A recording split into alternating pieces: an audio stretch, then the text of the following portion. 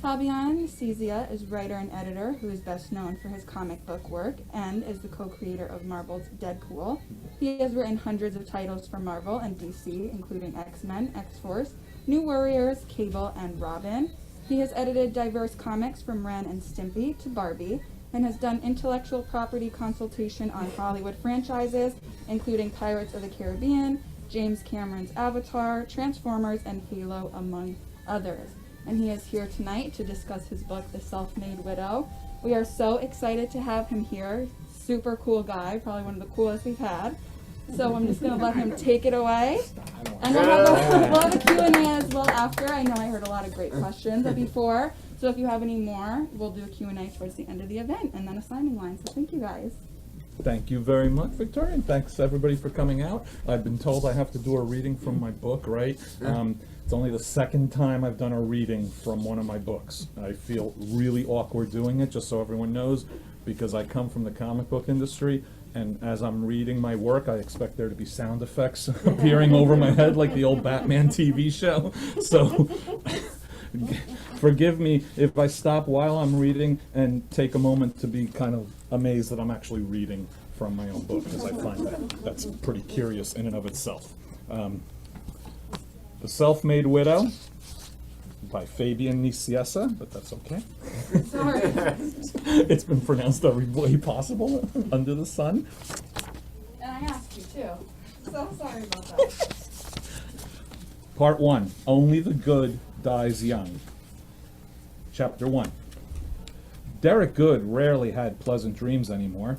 Between stress at work, stress at home, and stress about stress, he had been very stressed. His partnership track at the firm had been derailed, even though his side project had generated much more revenue than he'd expected. Now he was worried it would all blow up on him. Molly had been mad at him all summer, but he'd been too afraid to ask why. Henry hadn't made the premier soccer team, and Brett had started to display blatantly effeminate inclinations.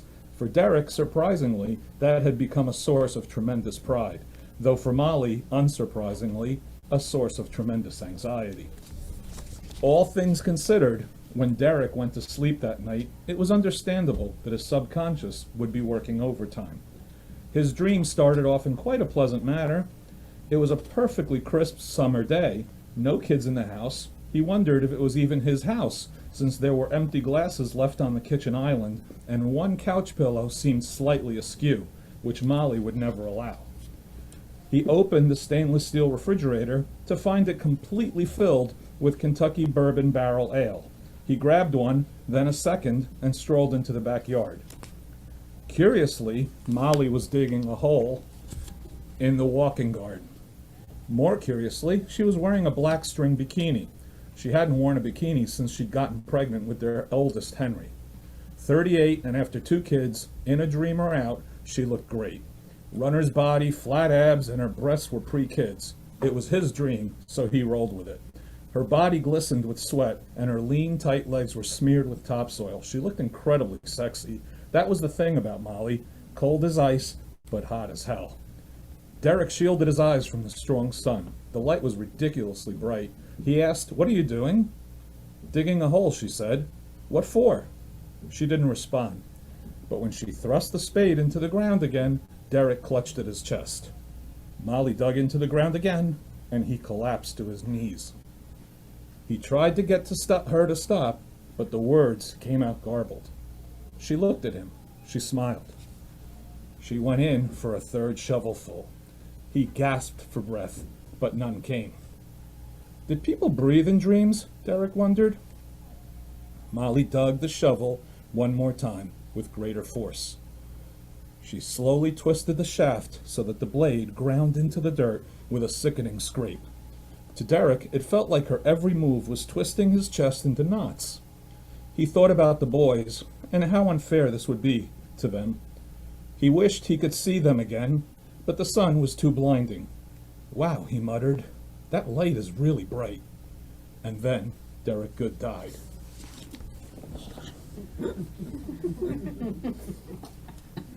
I didn't mean for that dramatic pause. I just really needed to get a sip of water. It was 7:20 a.m. when West Windsor Police Department patrol officers Michelle Wu and Niket Patel pulled into the Windsor Ridge complex to address the 911 call. The paramedics had arrived moments before them. Emily and Ethan Phillips were entering the house. The twins had been born and raised in town and had joined the coincidentally named Twin W First Aid Squad while they were in college.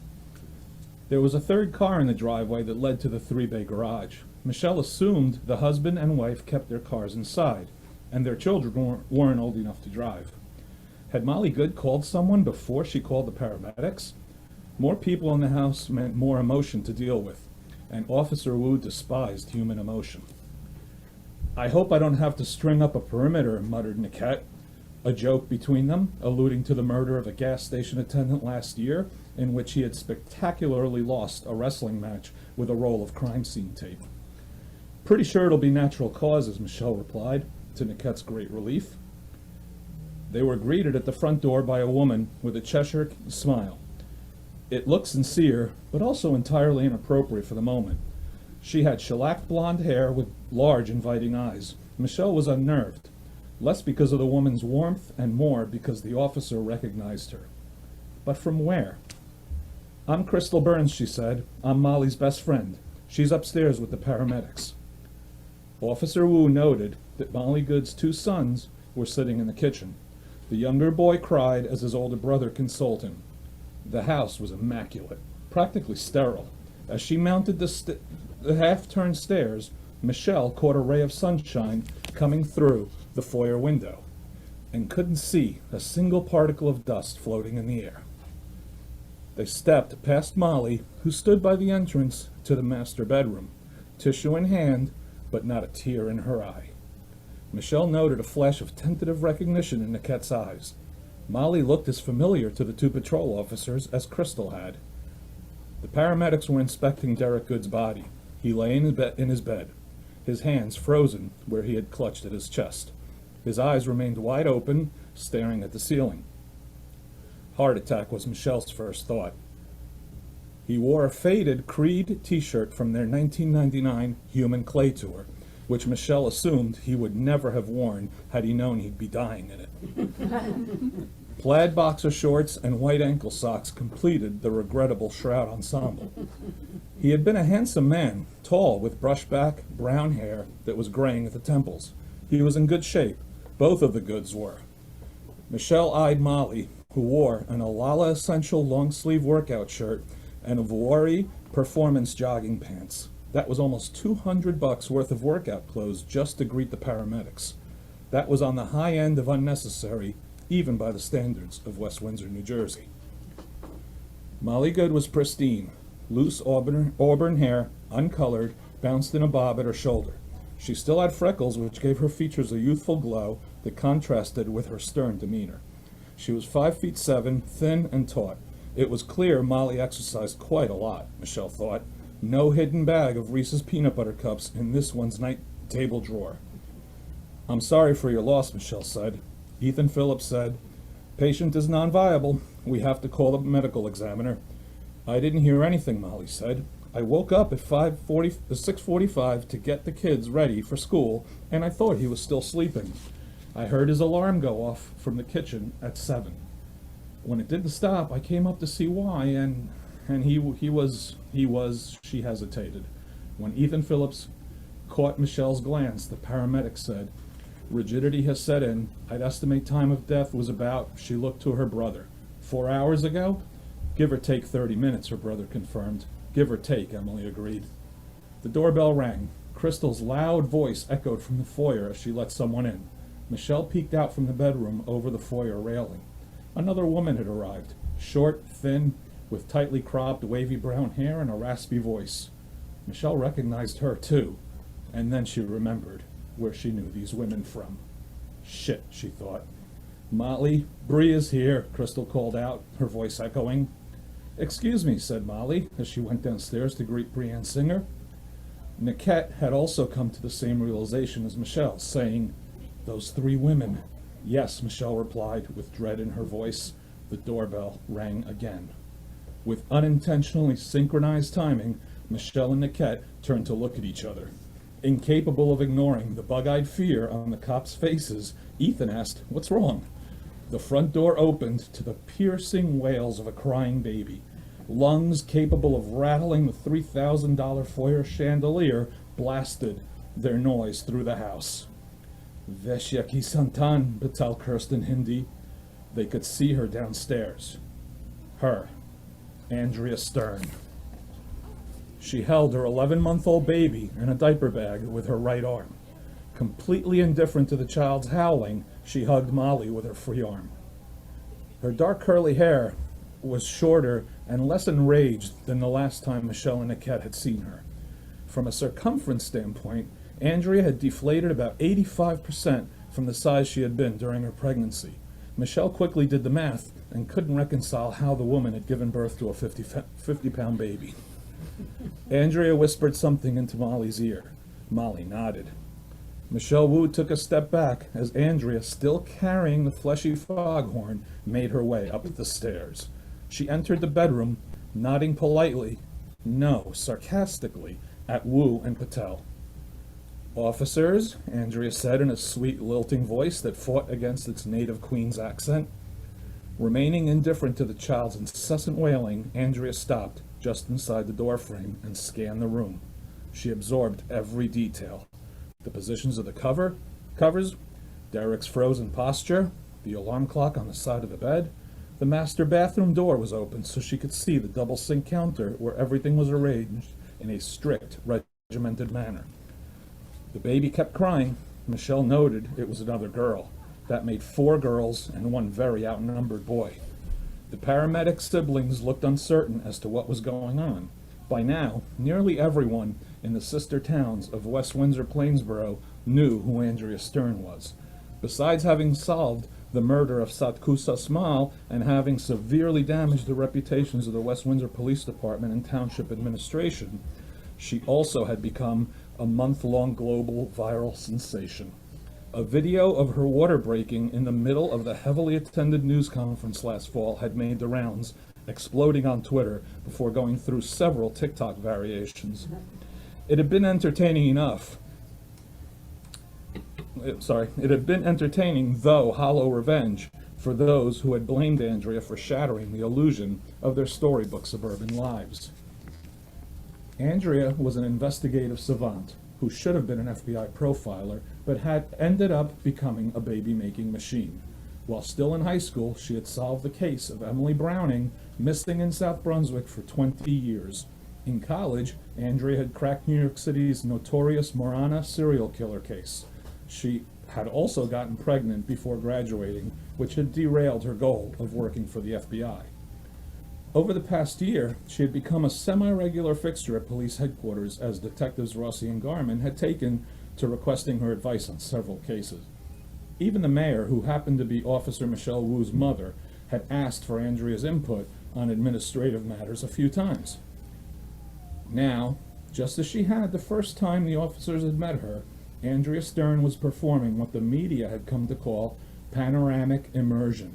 The small, annoying woman visualized the moment of Derek's death, capturing a mental image of the events as they had unfolded while retaining a photographic memory of the most minute details in the room.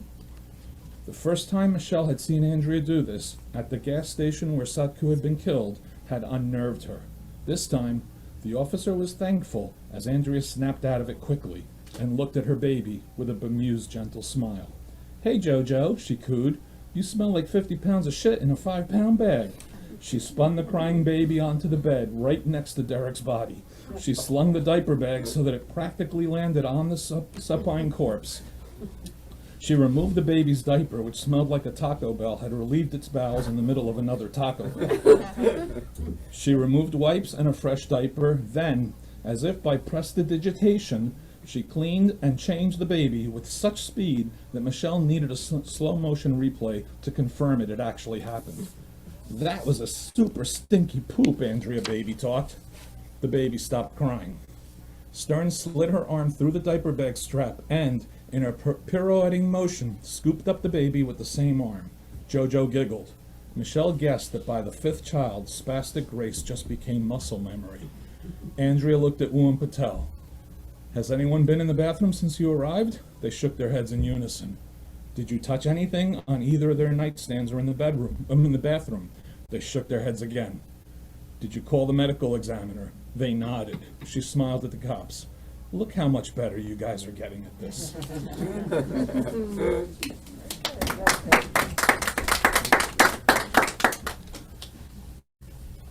I'm not used to reading it out loud. It's a lot of words and stuff.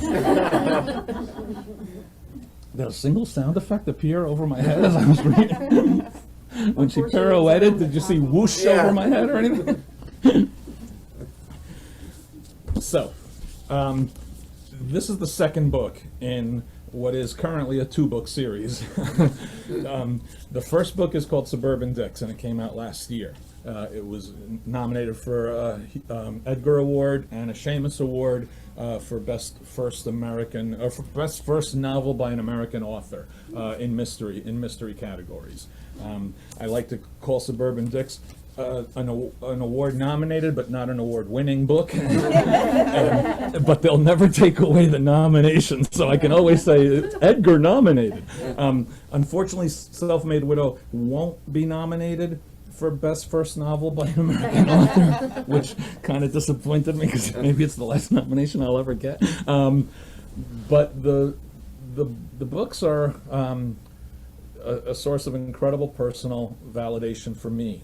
Not anything or anyone else other than my finally having finished a book that I started. That was the entire goal I had in mind when I started Suburban Dicks in fall of 2017, was to finally finish a book.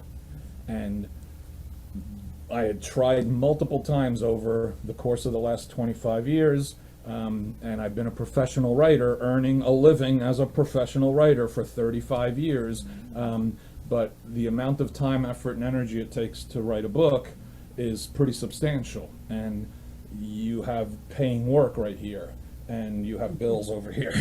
So I kind of basically gravitated more often than not towards the work that was going to pay the bills and pay the mortgage and put the kids through college. But in late 2017, the youngest was going to be finishing school in about a year, and I said, if I don't do it now, when will I do it? It wasn't that noble or virtuous. Much of what I tend to do is driven by anger and jealousy, and I saw many of my peers, my contemporaries, who had sold books and had had books published, and they weren't even technically my peers because I was older than all of them. It was a different, the one generation beneath me in the comic industry had several writers successfully sell novels. It's not a matter of whether it's a successful novel, i.e. it sells. You have so little control over that. To me, a successful novel is anything first you finish. Then if it gets published, wow, that's the cherry on top. And then if readers like it, holy Toledo, didn't expect that. So I started writing Suburban Dicks, and it's a story that I'd had since 1995. Lock, stock, and barrel, title, characters, beginning, middle, and end. Because it derived from events that were happening in my real life. We had we moved into new development, a new housing development, a small block. It's a block she lives on. I don't live there anymore, so I can write about it. And there was a gun club on the other side of a pond behind this small U-shaped block. And the gun club had been there for 50 years. And they had indoor and outdoor shooting. The outdoor shooting was often kind enough to let us see their bullets. So my house was struck, my driveway was struck, my neighbor's house was struck, the house across the street from me was struck. And we tried to stop them through the town council to ban outdoor shooting. We said, indoor shooting, let them shoot indoors, we don't care, but they're shooting bullets at us every 6 months or so. There's a strike. And we lost 5-4 in the town council. And the man who would eventually become mayor for almost 20 years, was the deciding vote. So I did what I normally do, which is seek my revenge through fiction. I had a very good friend of mine at the time who was also a writer for comics and a co-worker at Marvel Comics, and he very, very seriously said to me, "I know someone who burns things." And I said, no. We are not going to burn the gun club down. And trust me, he meant it. He knew someone who burned things. So I came up with the fictional solution to my problems. Something is discovered that tarnishes the gun club so much that they have to shut down. And what could it be? Well, there are old townies involved, and almost all of it was old townies. Very few of them who actually lived in West Windsor in New Jersey. Most of them lived in outlying towns, but that region had been a lot of farmland for decades. So there was definitely a newbie versus a townie mentality going on at the time. So I thought, there's my idea. Someone discovers a buried body, and that's going to lead to the ruination of the gun club. And I just developed it further from that.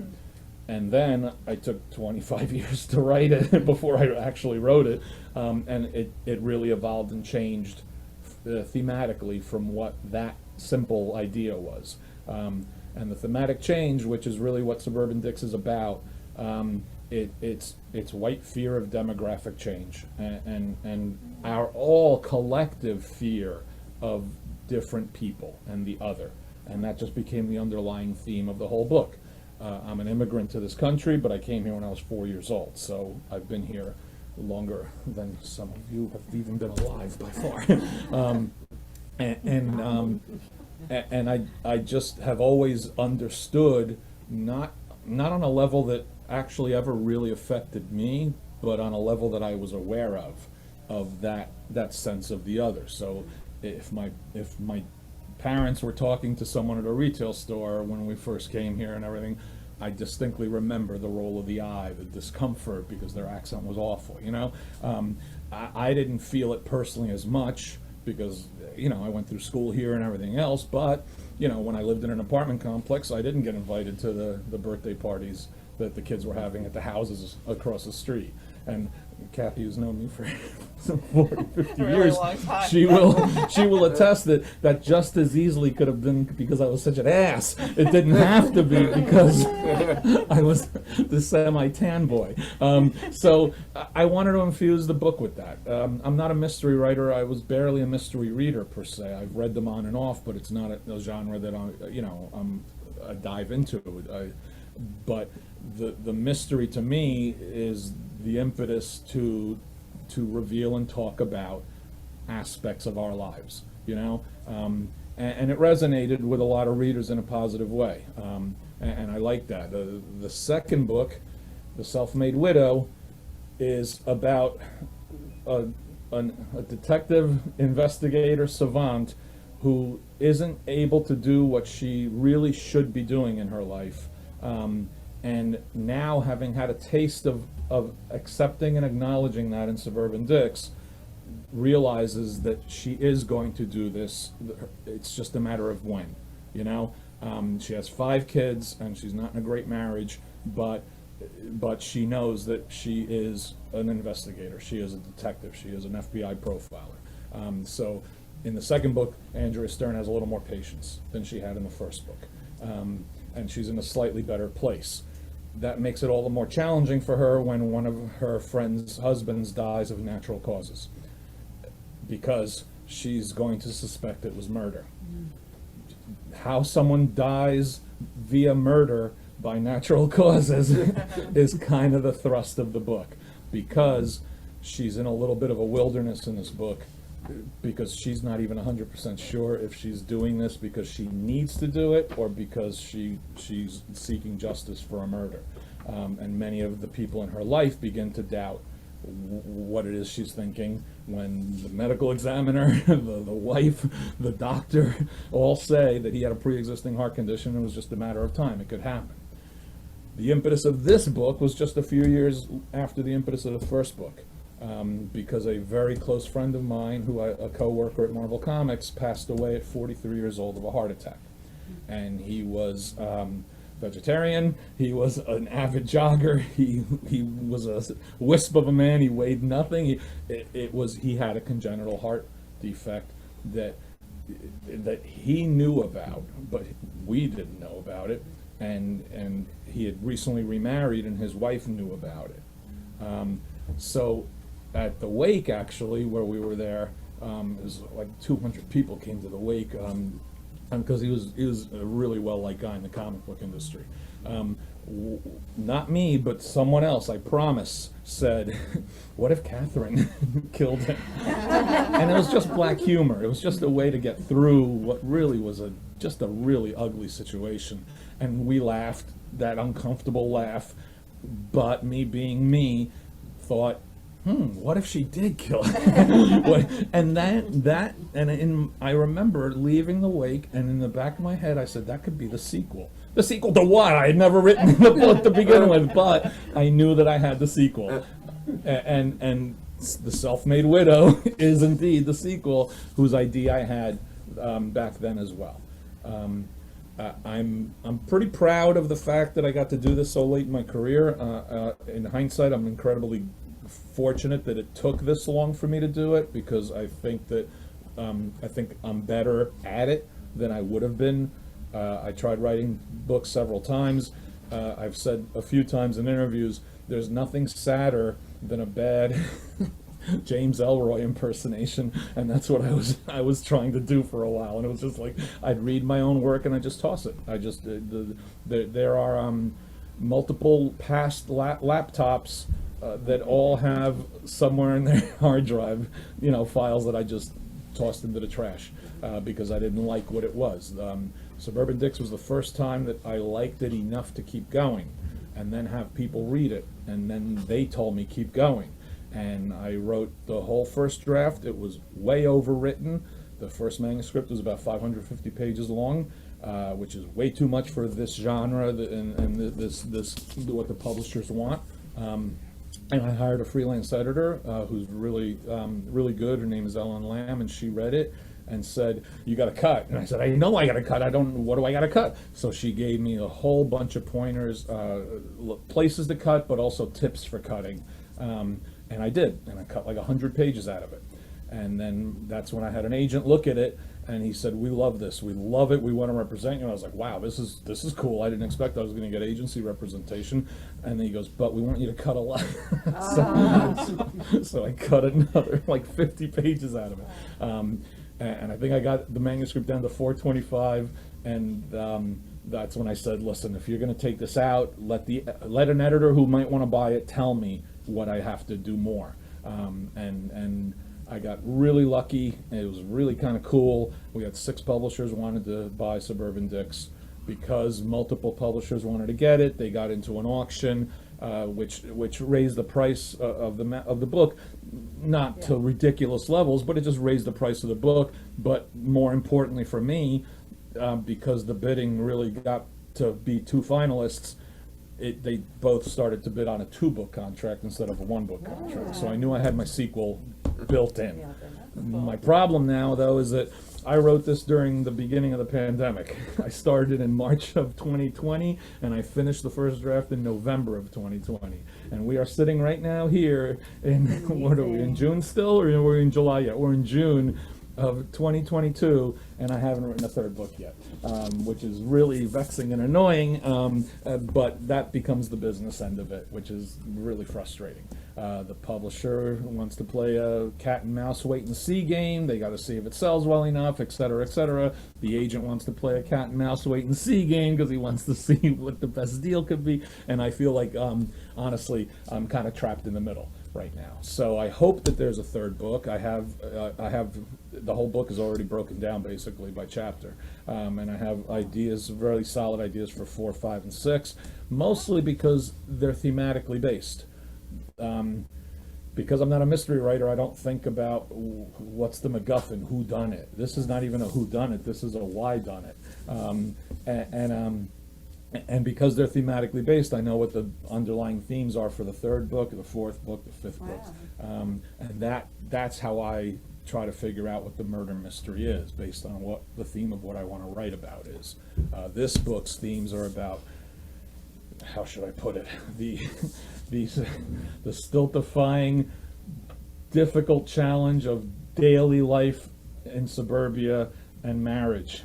and being with the same person for 150 years and being with the children every day and going through all the things you got to go through, good and bad, the endless cycle of going to the supermarket to go food shopping and taking out the recycling, and do we need to redo the driveway, and is our landscaping as good as their landscaping, all of that stuff, which I accept as a obvious part of our lives, but I question internally myself, why do we choose this for ourselves? So this is really about characters who are all in their 30s, early 40s at the most. I'm writing about a group of characters that were of my age when I actually created them, which is kind of interesting too, because I have a different perspective on them now than I would have if I'd written this 25, 30 years ago. All the characters are in positions where they are really now just starting to ask those questions. They all have kids in elementary school or middle school at most. They all have the mortgages. They're all starting to realize college tuition's coming soon. Down the road, they got to start thinking about all of that. So that ends up underlying the entire MacGuffin of the road to solve the crime is paved over some pretty shaky topsoil that the characters in their lives have to face and question themselves about. And like I did with the first book, I try to end it in a way, hopefully, that makes you go, what's going to happen next?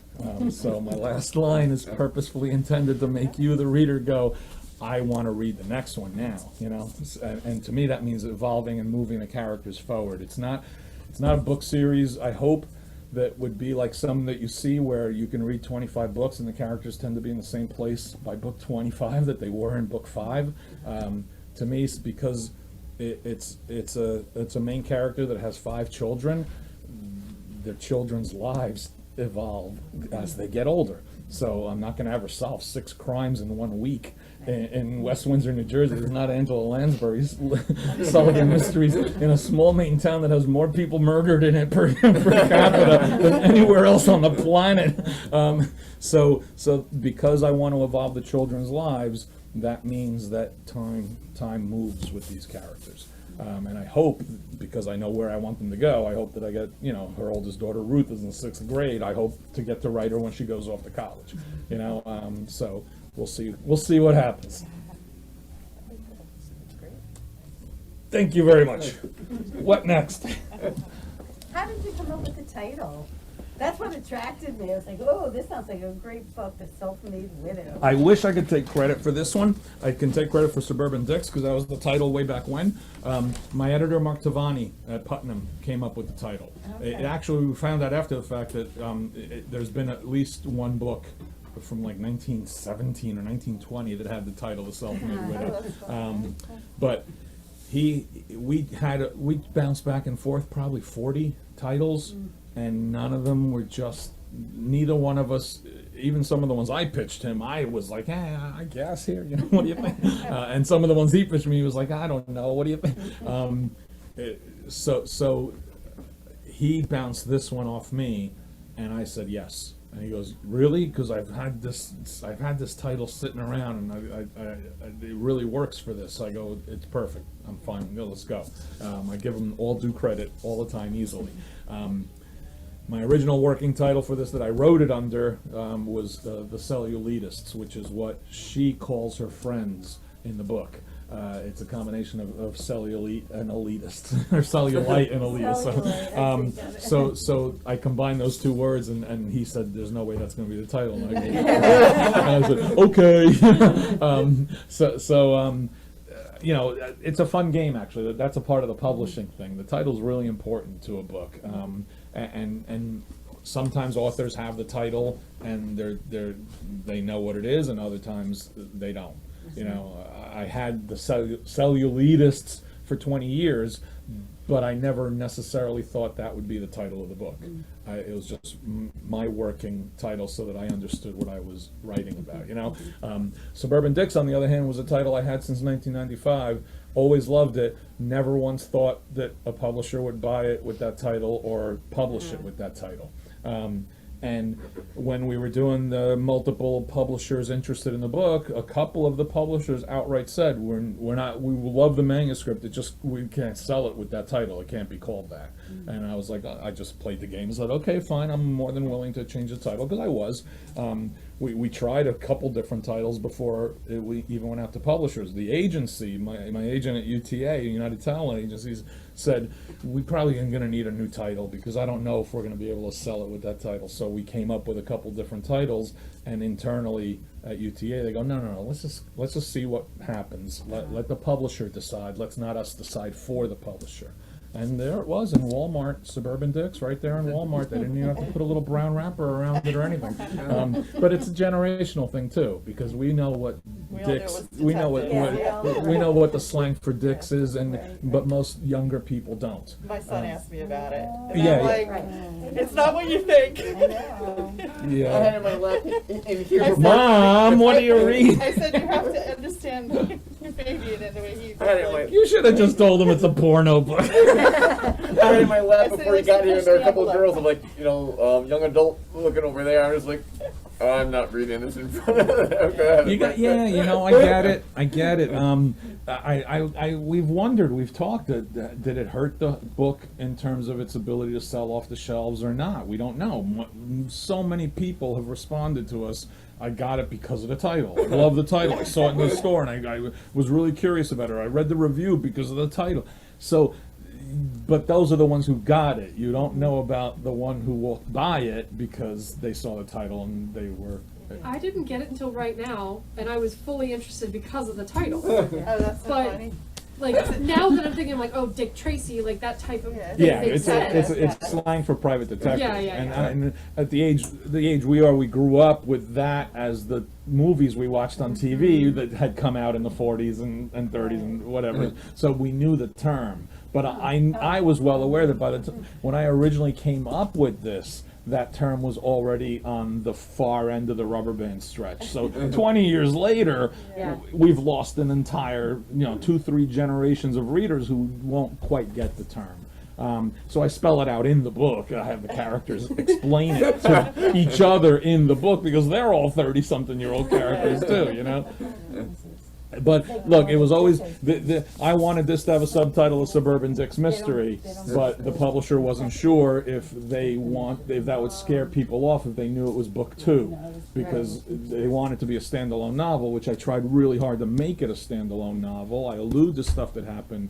before, but in Suburban Dicks I allude to a lot of stuff that happened before that book existed too, because to me when I'm writing, the characters had lives before the first time you're reading about them. She's 34 years old. It's not like she appeared for the first time when you read page 1 of the book. She had a life before. So I want to drop those hints because coming from comic books probably does a lot because it's shared universe writing. And when you're writing for Marvel or DC Comics, these are characters that have been around 60, 70, 80 years. They exist in a shared universe. Superman and Batman exist in the same world, Spider-Man and the Hulk exist in the same world. So you have to be able to write to the experiences the characters have had in their lives before you're writing about them. And the readers forget about it. They know every minute detail of everything, No, he used his left hand in that issue, not his right hand in that, So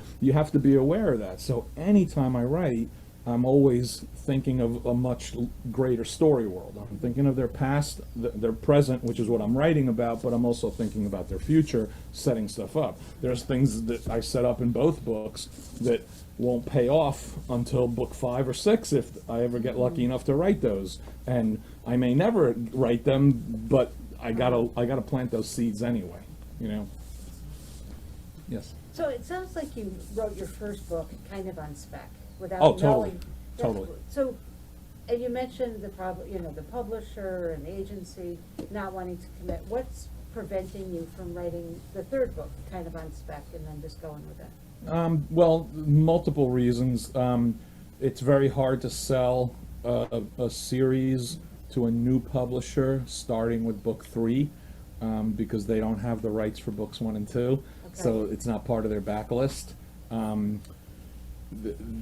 that's a part of it. I broke it down in the expectation or hope, obviously, that I'll roll right from this one into the next one. But because book publishing is so alien to my experience from a scheduling standpoint, it's mind-boggling to me to write something and 2 years later it's product on a shelf.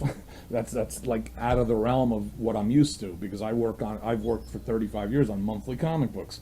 You're already 5-6 issues ahead by the time you got the one you're buying right now, and you don't have the luxury of time to ruminate on it, do I like that verb or not? You don't have time for that. It's a sausage grinding factor, and you got to keep it moving. So when I write this 1 year after they had bought, and we did some copy editing stuff on the first book. I start writing this. I know it's going to go a lot faster because it's a paid assignment, and I have a time frame. I had to have it done by the beginning of 2021. Yeah. I think February or so of 2021.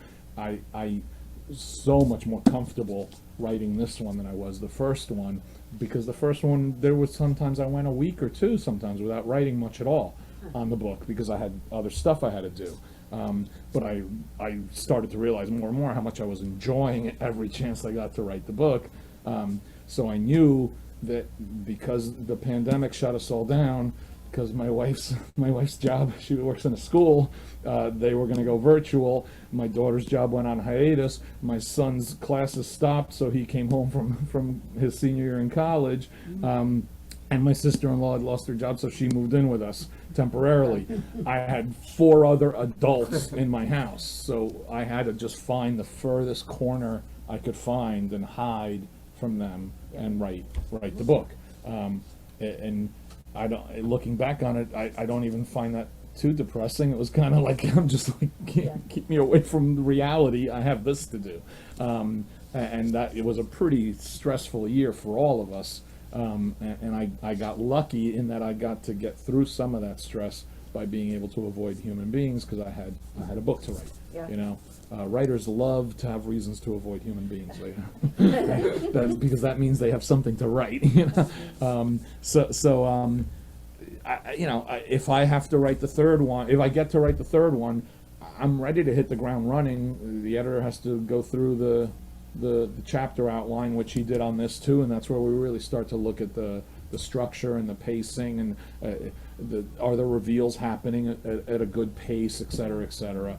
The third one is quite different than the second and the first one. If I get to do it, it's more complicated, a lot of moving pieces, con game, in many ways more so than a murder mystery, because the murder mystery she's trying to solve is the death of her brother when she was 8 years old. He died. He got stabbed right in front of her, basically, and he was 11.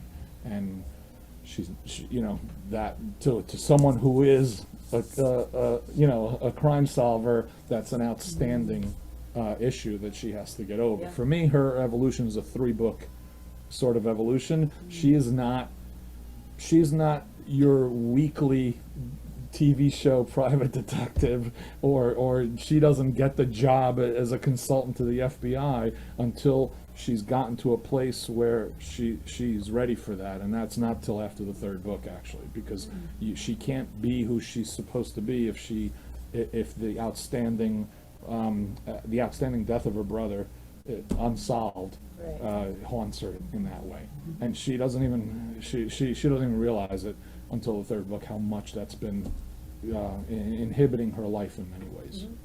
So there's a little tease. Yeah. There's a little tease. There's a little tease, yeah. And we'll see. The tires are going to hit the road pretty soon. There's going to come a point where we're going to have to, poop or get off the pot, as they say. We're going to have to make up our minds, and then I have to make decisions as to how I want to proceed. There's lots of avenues. And I get it from the publisher's standpoint. I've worked in publishing for 35 years. I've been an editor myself. I ran a comic book company. I understand the dynamics involved in the publishing aspect of it. Yeah. I understand the games that agents like to play to try to get the maximum deal they can get on every single deal, but I've talked to my agent about it. We discuss it openly. It's like I'm not 35, 40 years old. I don't care, about the career. I got 10 years of writing left in me probably before, I have an aneurysm where my brain leaks out my ears. I got, so I just want to enjoy the writing I do. It's luckily for me less about the money now. I just turned 60 last year. It's less about the money than it is about just having fun, enjoying what I'm writing. And I enjoyed writing these two a lot, so Yeah. I'd like to do it again. So just go on Twitter, go on Facebook, just tell Putnam you want another one. That's the grassroots campaign. I know. I'm going to give out my editor's home address so people can start going like a Supreme Court justice. I just want you going to his house and picketing his house. Did I read correctly? Did you was one of your early jobs like before Marvel? Did you work for Putnam? Yes. That's one of the reasons. One of the reasons I both offers being relatively equal. One of the reasons I went with Putnam is because my first job out of college was working for Berkeley Publishing, which was the paperback sister company to Putnam back then. This was before Penguin bought everything. Penguin Random House. I don't even know who owns who. Did Penguin buy Random House or did Random House buy Penguin? I think Penguin bought Random House. I think so. And then Penguin Random House bought everything else on the planet. So Putnam was an independent company. There was a lot more independent publishers back then. And I worked for Putnam Berkeley for 2 years, from 83 to 85. And I liked it tremendously. It was a great place, good people. I would have stayed if a job opportunity didn't happen at Marvel, which is really what I wanted to go for. So I thought the idea of having my first book published by the company that I first worked for out of college was kind of a nice little symmetry to it. Yes. Anyone else? Yes. Do you watch a lot of mysteries on television? I'm sorry, do I watch a lot of what on television? Mysteries on television. Get any inspiration from them? No, not really. My wife does. I don't like self-contained 1 hour mystery shows. I'll watch longer form ones if it's a 6 episode or an 8 episode sort of thing. I think Only Murders in the Building just started coming back again. I really kind of grew away from the self-contained 1 hour TV show format. I watch way more TV than I should, but I like the longer form stuff. I like stories that break down over a little bit of time. I started watching the one with Andrew Garfield on FX, based on the book, Under the Banner of Heaven or something. But I'm having trouble getting into it. I watched 2 episodes, and the subject matter is it's all the Mormon stuff out in Utah, and it starts to lose me pretty quickly. I don't. Acorn TV is great. The British stuff. The they British do that. stuff is great. Where they do that, it's the same story at 8 or Yeah. 10. My wife and I watched one we enjoyed. Darn, what's the title? It's one word title. It's they work cold cases. Not hidden. Oh, Unforgotten. Unforgotten. That's Yes, it. yeah, that's And, PBS. and I like Yeah. I like that show. That's good, yeah. And then it's fun because then and it's only 6 episodes. That's what I like about the British Right. shows. They only do, and if you have closed captions, you can actually understand their English. Yeah. So because they don't know how to speak the language. So we like those, and then we like to compare which season. Oh, this mystery wasn't as interesting as that mystery, and it always. Acorn has a lot of foreign things, and Scandinavian ones are great, You got to watch all of them with the subtitles, though, right? I have It takes a while. a lot of times TV's like background for me. But a lot of them, they're not dubbed. Dubbed. Ugh. Most of them aren't dubbed. Oh, I can't I watch hate the dubbed. Dubbed is hard. I have, it's you know what it is? Maybe it's the old. I really started to hate the Japanese monster movies by the time I was 8 or 9 years old, because I'd be watching them, and the dialogue that I was hearing had nothing to do with the movement of the mouths of the characters on screen, and that always threw me off, you know. Even Godzilla, when he screamed, it was dubbed and it didn't click at just the right sound. So I always have trouble with that. You have to admit, though, that Better Call Saul is fantastic Yes, writing. it has been. Fantastic. Yeah, I was really getting disappointed in this last season until the last couple episodes. When is part 2 coming out? July, I think. Is it July? They just announced yesterday that Carol Burnett is going to be in multiple episodes. Oh, wow. And I'm wondering, is she playing the mother? What's her name? Yeah, Kim's mother. Kim's mother. Is she Yeah, playing yeah. Kim's mother, which gives Carol Burnett a chance to really, Yeah, really. My friend's yard is act in one of ugly, them. act mean. It would be really cool to see that. I don't know what character she plays. I'm just curious to see what she does with it. My friend's yard is in one episode. I can't wait to see that. That's cool. In Albuquerque. So you worked in comics for Gajillion years. Yeah, gajillion years, and then you've been writing these books. How is scripting different? You mentioned your chapter outline. Yeah. And how is it different than writing for different panels in a book? Like, how did you shift? It's completely different from a formatting standpoint. Completely different from a space allocation standpoint. You're limited to the amount of words you can fit in a balloon, in a panel, how many panels you can fit on a page. Because I've written 1,000 comic books over 35 years, it just became muscle memory at this point. I can look at a line and know whether that's too much or too little or whatever. I can look at a panel breakdown and tell you whether that should be a 4-panel flow or a 6-panel flow, and what the artist, how badly cramped that's going to make the artist have to draw that page, all of this stuff, because I've been doing it for so long. This was a process learning experience, and the first book was almost like a guinea pig for me in terms of learning the process. But I've worked on video game script stuff. I've done a lot of academic and marketing writing as well with the Hollywood consultation stuff that I've done. It's a completely different beast in terms of writing.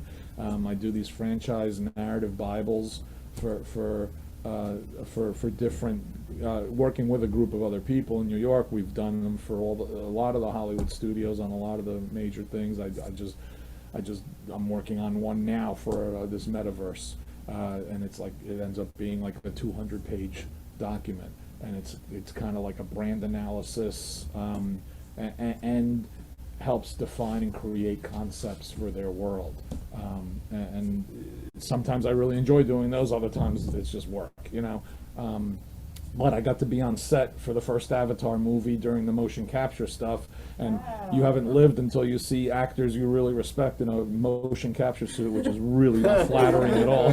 What does that mean, motion capture? Motion capture is when they shoot you in a suit that has different light diodes, and then because you're going to be fully rendered as special effects, it's called CG, like computer graphics. So like characters in video games, but like the Hulk in a Marvel movie is all CG. That's not Mark Ruffalo, but it is Mark Ruffalo, because Mark Ruffalo's wearing a motion capture suit, and his face has all the motion capture sensor dots on it, so that they can get his face movements. Then he wears this silly rig on top of his head that simulates the height of the Hulk, so that the other actors can look to the height, and then they take Mark Ruffalo's actual movements and his facial movements, and that's what they import into the digital development of the character. It would be interesting to see. Yeah. So I'm on set on Avatar, and this was back in 2008. So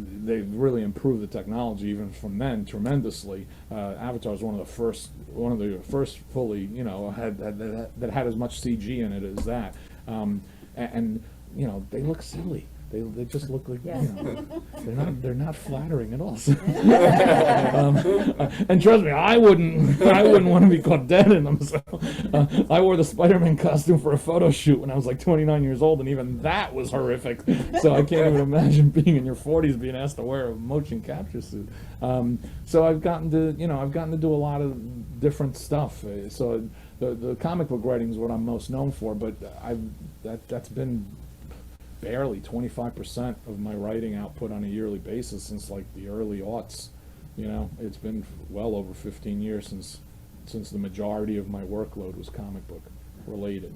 You know, and I just, you know, you're a freelance writer. You gotta fill the bucket. And you can't just fill one bucket, because it's rarely enough to just fill one bucket when you're a freelance writer. If you're lucky enough to make a living as a writer, which is hard enough to do, so I would put 5-6 buckets on the floor every year and see how much water can I fill them up with, and every year is a little different. Yeah. Every year's oh, the book filled the bucket up. Okay, good. You know, and the amount of water I need lessens the older you get. You know, hopefully, because the mortgage goes away, and then college tuition goes away. College, I grind my teeth. 10 years of college tuition. Because I love my children, but you know, could it have killed them to get some financial scholarship aid? Could it have killed them? I love my son, but could it have killed him not to go to one of the 5 most expensive out-of-state schools in the country? University of Vermont, everybody, fantastic school. If you live in Vermont.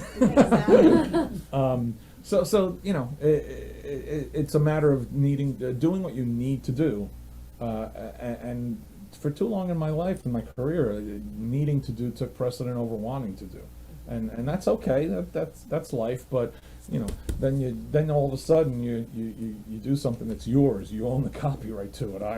I'm optioning this for television development, not Marvel Comics, or not DC Comics, or not, you know, Walt Disney Company. Nothing. This is me. I own it. It's mine. I can get that done, and it's just more rewarding as a result of that, you know. So, and it's look. If I don't write the next prose novel, I don't write the next prose novel. There's other, you know. I'm working right now on a middle reader graphic novel proposal, because the market is exploding, and my agent feels more confident that he could sell that, and it's a good market. And I've had ideas that I've just sat on forever, because there was no reason to develop them. There was no outlet to develop them, you know. But he wants to try one, so we're actively, you know, getting the proposal pitch ready to take out in the next couple months, you know. But as much as cool as that would be, and as fun, because it's all again, I like to do different things all the time if I can, and a middle reader graphic novel is very different than a monthly Spider-Man comic book or whatever. And again, it will be content, the copyright that I own. It's good, but it's still comic books. You know, it would just be comic book number 1001 instead of book 3, which is more fun.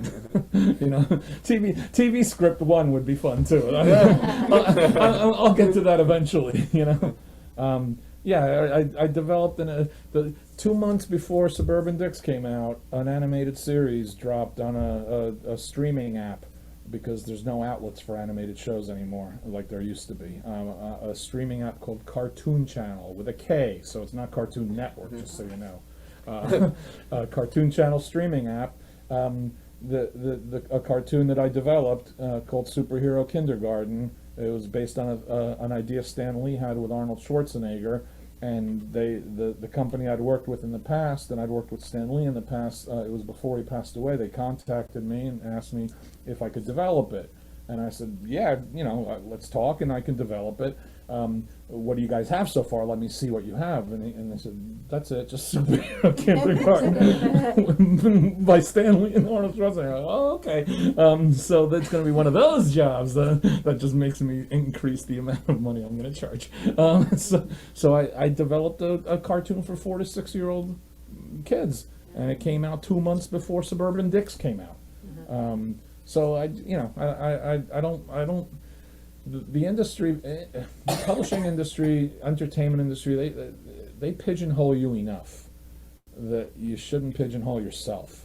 And that's something I've preached to other writers, other artists all the time, because we're especially in the comic book industry, we really we really discount our own talent. We're a very insecure industry, and we don't put enough stock in what we're able to do. And I've never thought that way. As Kathy will tell you, I've always had a tremendous amount of faith in Yeah, myself. lack of confidence was never one of your problems. So I always felt like I want to do different things, you know, and there's still more to do until that brain aneurysm kicks in at 70. I got 10 years left, I figure. So I gotta type fast, and we'll see what's next. That's a good way to end the session. We'll see what's next. I was gonna say